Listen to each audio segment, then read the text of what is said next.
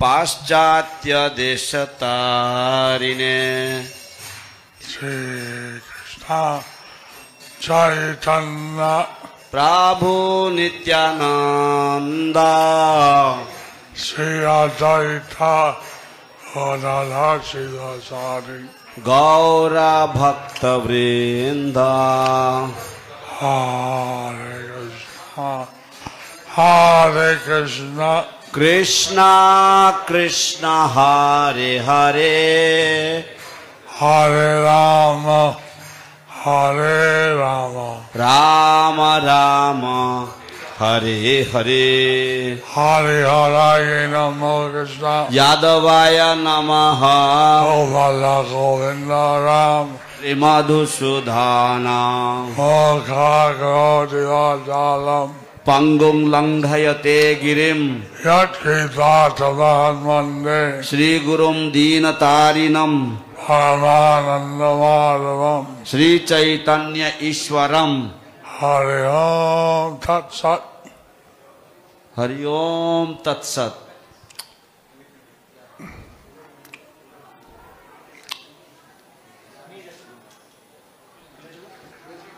আমি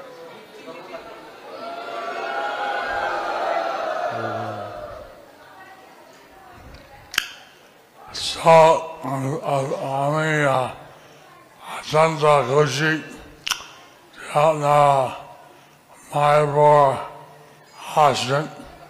আমি অত্যন্ত খুশি যে আপনারা মায়াপুরে এসেছেন এবং যখন এটা এই ধাম কৃষ্ণ এসছে রাজরানী তৈরি করেন, তিনি বলেছেন যে রাজরানী আমি খুব সুন্দর একটা ধাম আমার জন্য তৈরি করেছ। যখন এখানে কৃষ্ণ এসেছেন তো তিনি খুব খুশি হয়েছেন। তিনি বলেছেন, রাধারানী তুমি খুব সুন্দর একটা ধাম আমার জন্য তৈরি করেছো। এবং এই ধাম বৃন্দাবন অভিন্ন হবে, এবং এই ধাম বৃন্দাবন থেকে অভিন্ন হবে। বৃন্দাবন যা করে তা 1000 গুণ বেশি ফল হয়, এবং বৃন্দাবন ধামে বাস করলে তাতে 1000 গুণ বেশি ফল লাভ হয়। সেটা এখানে নবদ্বীপ ধামে একই, এবং সেটা এখানে নবদ্বীপ ধামেও একই।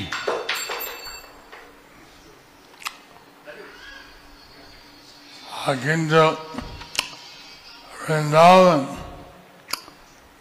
যদি কোনো পাপী কাজ বা দুষ্কৃতি চিন্তা হয়, সে 1000 গুণ খারাপ ফল হয়। কিন্তু বৃন্দাবনে যদি কোনো পাপ কর্ম করা হয় অথবা কোনো রকম দুষ্কৃতি মানসিকতা যদি চিন্তা হয়, তাহলে সেটাও 1000 গুণ ফল হয়, তাও বিকৃতি ফল হয়। কিন্তু এই নবদ্বীপ ধাম এই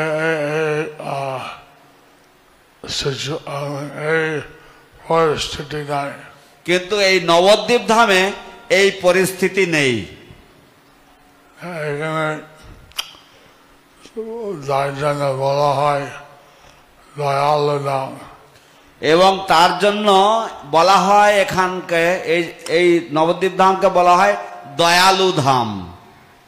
যে বৃন্দাবন মাধুর্য ধাম, বৃন্দাবন মাধুর্য ধাম, কিন্তু এখানে নবদ্বীপ ধাম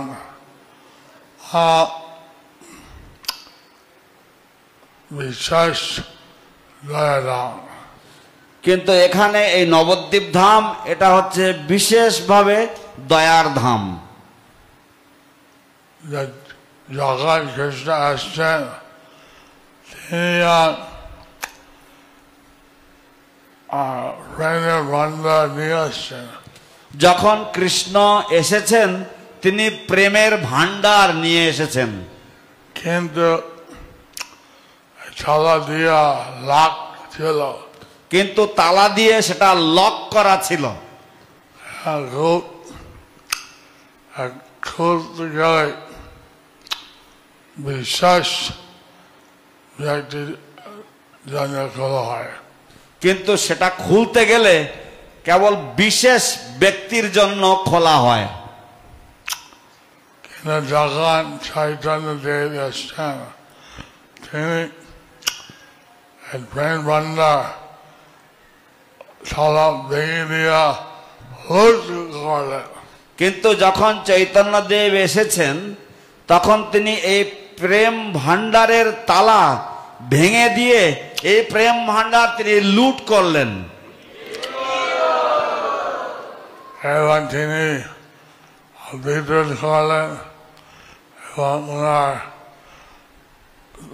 সহকারীরা ছিলেন তারা বিতরণ করল, এবং উনি বিতরণ করলেন এবং ওনার সহকারীরাও ছিল তারাও বিতরণ করলেন।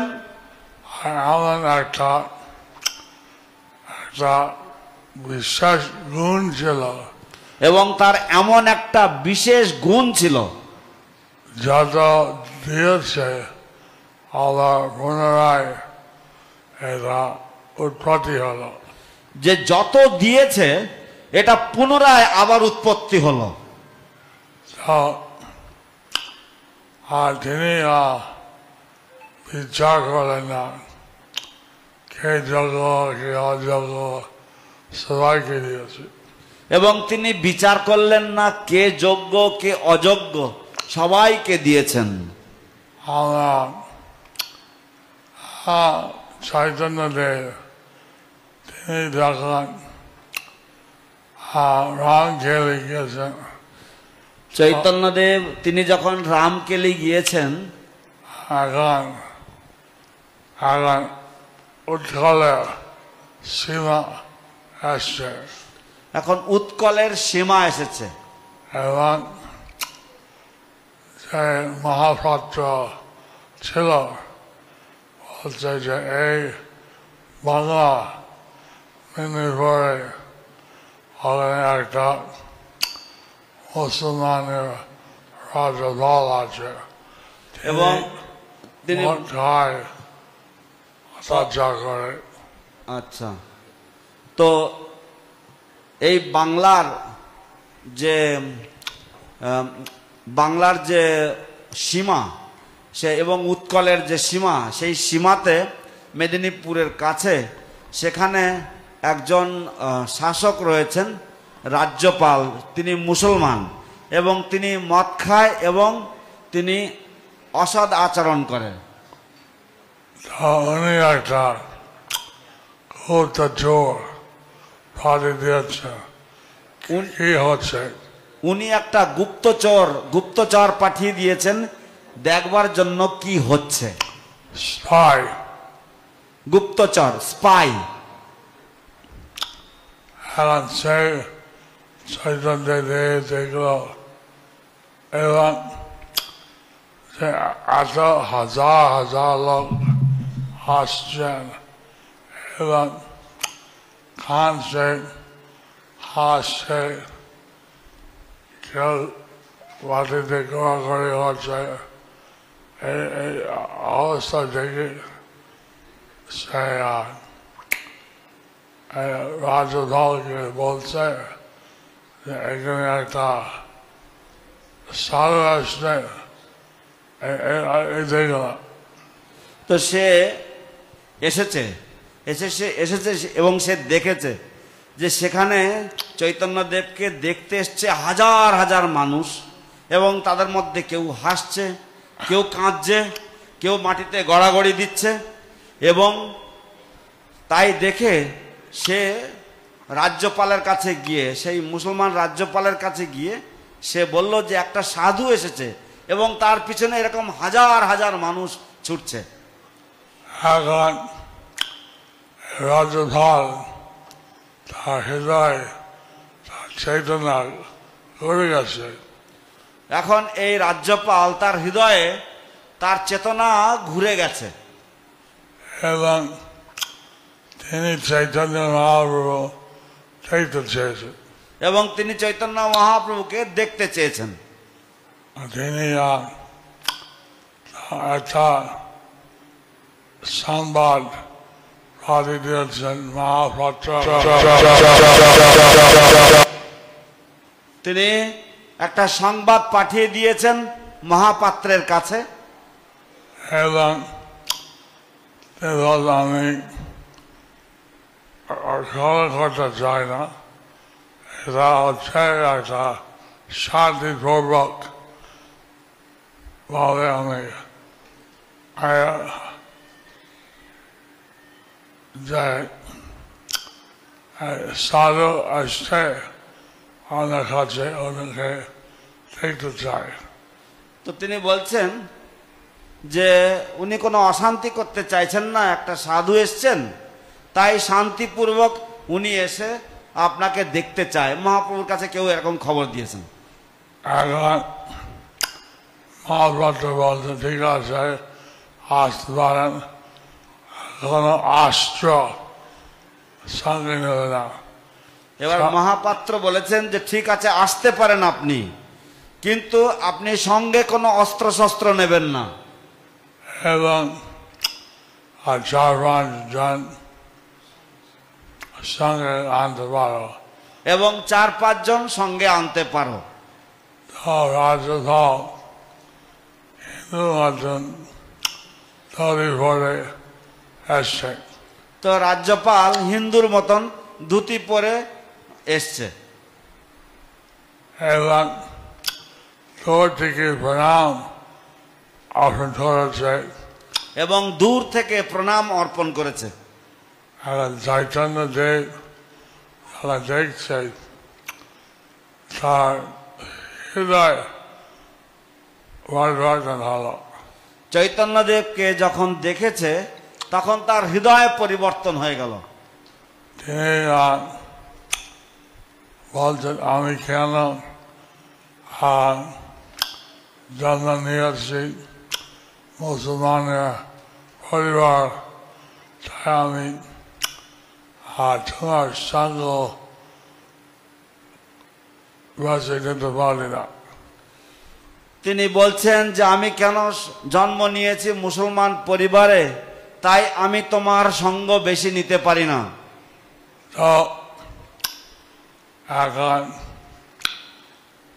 সেই রাজ্যপাল সম্পূর্ণ চেতনা ঘুরে গেছে তো এখন সেই রাজ্যপালের সম্পূর্ণ চেতনা ঘুরে গেছে তিনি বলেছেন আমি কোনো সেবা করতে পারি তিনি বলেছেন আমি কোনো সেবা করতে পারি আর যে মহাপাত্র বলছেন আমি একটা সেবা করতে পারো সেই মহাপাত্র বলছেন যে আপনি একটা সেবা করতে পারেন উনি চান গঙ্গা পর্যন্ত যেতে চায় উনি চান গঙ্গা পর্যন্ত উনি যেতে চান এবং আপনি আমার নয় এটা নিশ্চয় রূপনারায়ণ নদী ছিল আমার মনে হয় এটা নিশ্চয়ই রূপনারায়ণ নদী ছিল এবং তো রাজপাল চৈতন্য দেবীরা তার পার্শ্বদের জন্য একটা হাউস বোট মানে একটা বোট সেখানে বডি আছে তো রাজ্যপাল চৈতন্যদেবের জন্য একটা হাউস বোট অর্থাৎ একটা নৌকা এমন করেছেন যে নৌকার মধ্যে একটা ঘর রয়েছে একটা বাড়ি রয়েছে সেরকম ধরনের একটা নৌকা তার জন্য তৈরি করে দিয়েছেন ওখানে অনেক পাইলট ছিল পাইলট যাওয়া যায় আচ্ছা আচ্ছা এবং ওখানে অনেক পাইরেট ছিল মানে যারা হচ্ছে জলের ডাকাত জলদস্যু সেই 10টা নৌকা বাড়ি দিয়েছে বইটি সৈনিকের জন্য। এবং সেই 10টা নৌকা বানিয়ে দিয়েছে এবং সেই নৌকা ভর্তি সব সৈনিকদের জন্য, যে তারা চৈতন্যদেবকে রক্ষা করবে, যে তারা চৈতন্যদেবকে বডিগার্ড হিসাবে রক্ষা করবে। যাই হোক, এই পর্যন্ত পৌঁছে দিয়েছে। যাই হোক, এইভাবে তারা গঙ্গা পর্যন্ত পৌঁছে দিয়েছেন। ডায়মন্ড হারবার একটা ভগবান নাম আছে, ওখানে থেকে গিয়েছে গঙ্গা উপরে পানিহাটি পর্যন্ত। এবং ডায়মন্ড হারবার একটা বিশেষ জায়গা আছে এবং সেখান থেকে পানিহাটি পর্যন্ত তারা গিয়েছেন। চৈতন্যদেব এত সুন্দর প্রভাব ছিল, চৈতন্যদেবের এত সুন্দর প্রভাব ছিল যে এইভাবে রাজ্যপাল তিনি মত খেয়েছেন, সবাইকে যেটা ভয় পেয়েছে তিনি পরিবর্তন হয় চৈতন্যদেব কিনে গেছে। তো এইভাবে যে রাজ্যপাল যে মদ খেয়েছিল এবং তিনিও চৈতন্যদেবের প্রভাবে সে পরিবর্তন হয়ে গেছেন। গৌরাঙ্গ গৌরাঙ্গ গৌরাঙ্গ নিত্যানন্দ নিত্যানন্দ।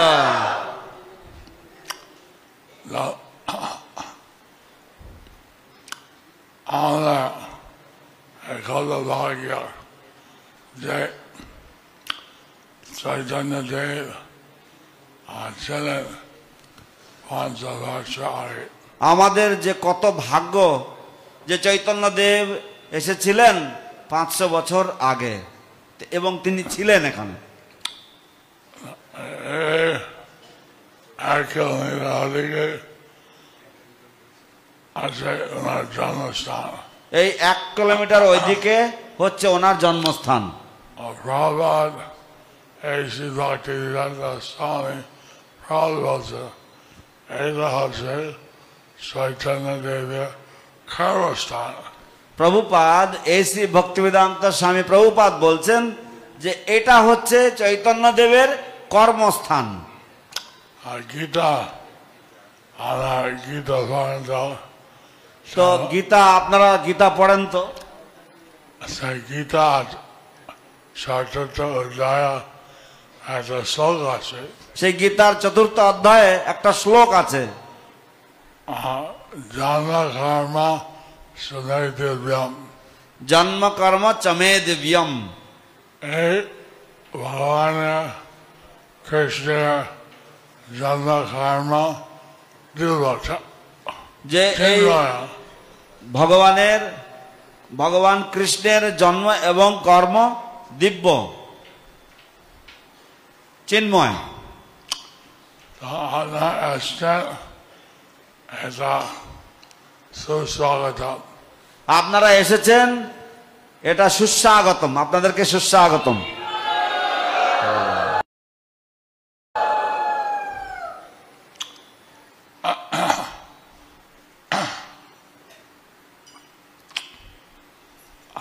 আমি যখন আসছি এখানে একমাত্র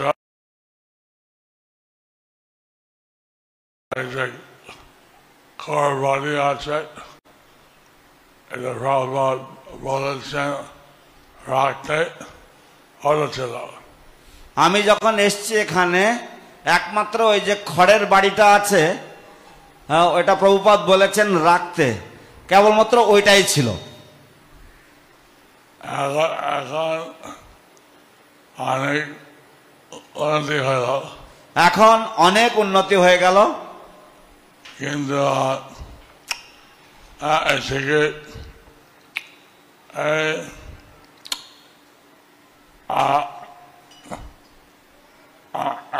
চায় না তৈরি হলো, এরপরে বাগানা তৈরি করতে হবে। তো এখন এই 1-4 আনা তৈরি হয়েছে, এখনো এরপরে আরো 12 আনা তৈরি করতে হবে।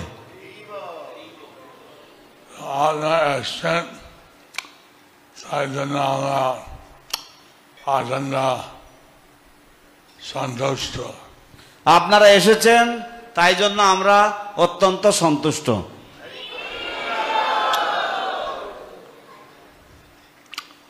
আমরা ভগবত গীতা এবং অন্য শাস্ত্র পড়েন, সেটা খুব ভালো।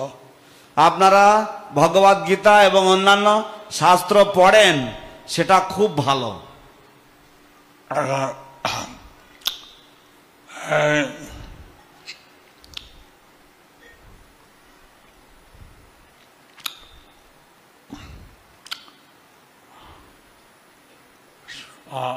নববিধ ভক্তি আছে, এখন নববিধা ভক্তি আছে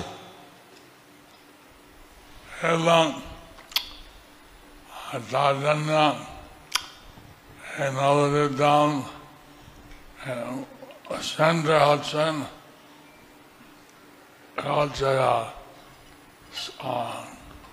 অন্তর্দ্বীপ। আন্দাজে। তো এবং এই নবদ্বীপ ধাম, এই নবদ্বীপ ধামের কেন্দ্র বা সেন্টার হচ্ছে অন্তর্দ্বীপ। এবং আটটা পদ কথা চারিদিকে আছে, এবং 8টা পদ্মের পাপড়ি চারিদিকে আছে। স্বরাম, কীর্তনাম, স্মরণম,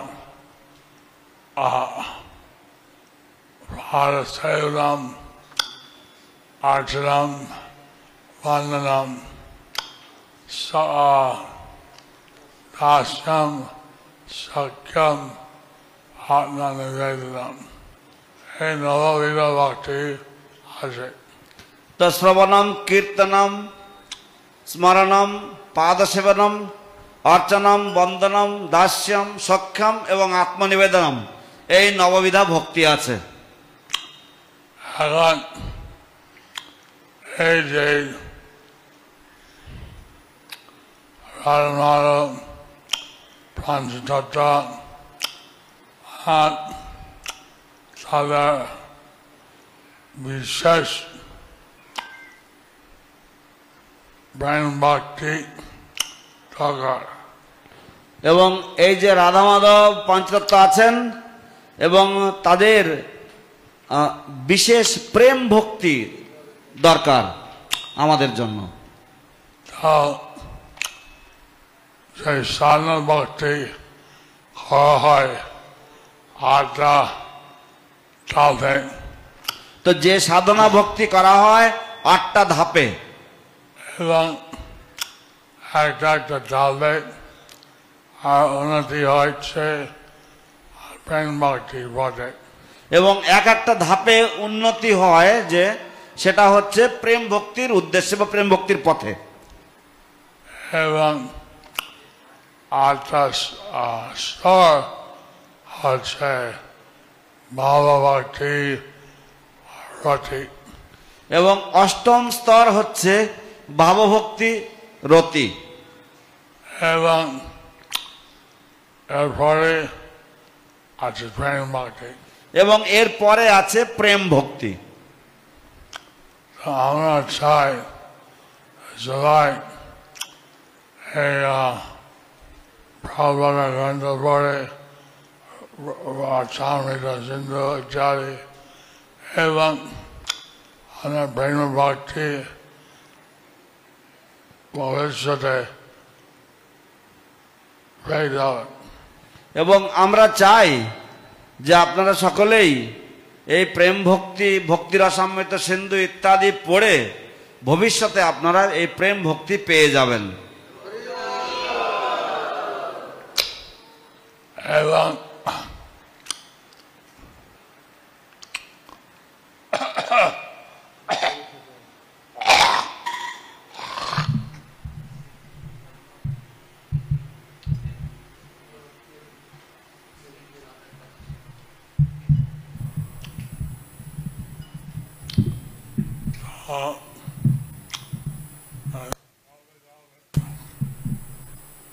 কি হলো যাওতে এটা আমি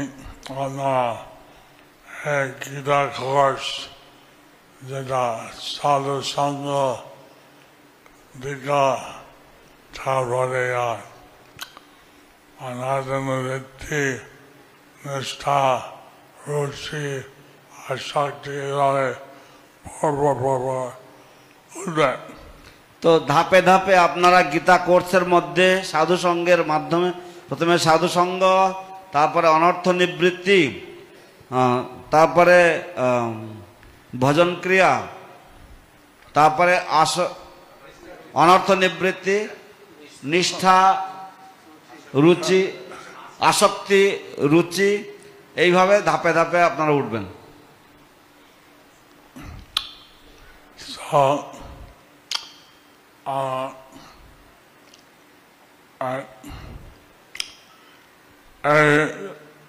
সাধারণত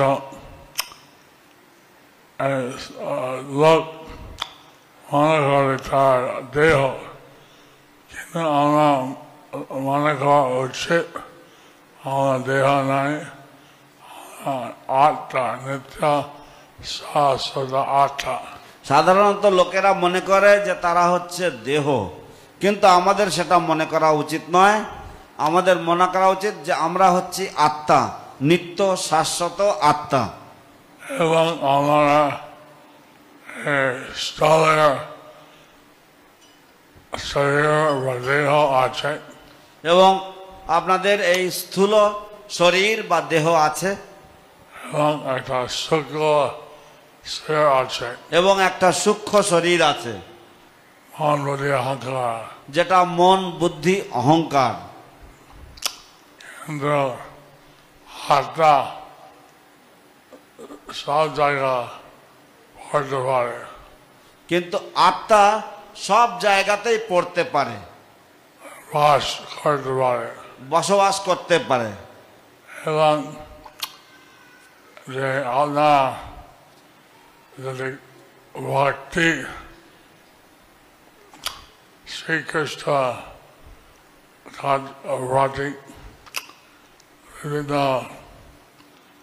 ভক্তি সাধনা হয়, এবং আপনাদের যদি শ্রীকৃষ্ণের প্রতি বিভিন্ন ধরনের ভক্তি সাধনা হয়, আজ আমরা কৃষ্ণ লোক, কৃষ্ণ পারমার্থিক জগৎ যেতে পারবে। তখন আপনারা কৃষ্ণের লোক, কৃষ্ণের পারমার্থিক জগতে যেতে পারবেন।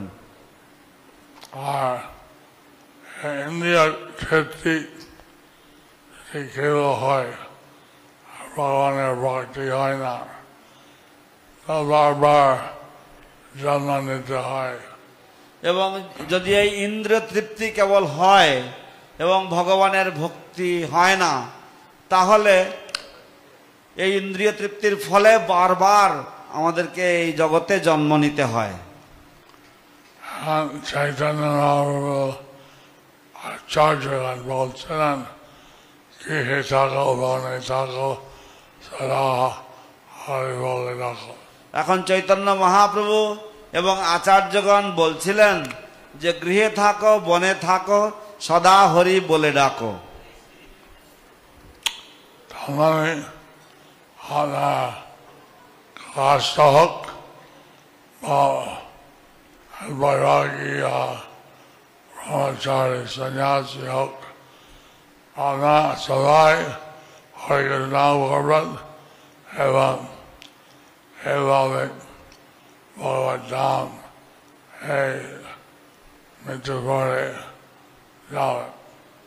তার মানে হচ্ছে যারা গৃহস্থ হোক অথবা বৈরাগী বা ব্রহ্মচারী হোক, আপনারা সবাই হরে কৃষ্ণ নাম করবেন এবং তাহলে মৃত্যুর পরে আপনারা সকলেই ভগবত ধামে যাবেন। হরি বল। আমি এখানে দেখাচ্ছে sign language. তো আমি এখানেই আমার পাঠে বিশ্রাম দিচ্ছি।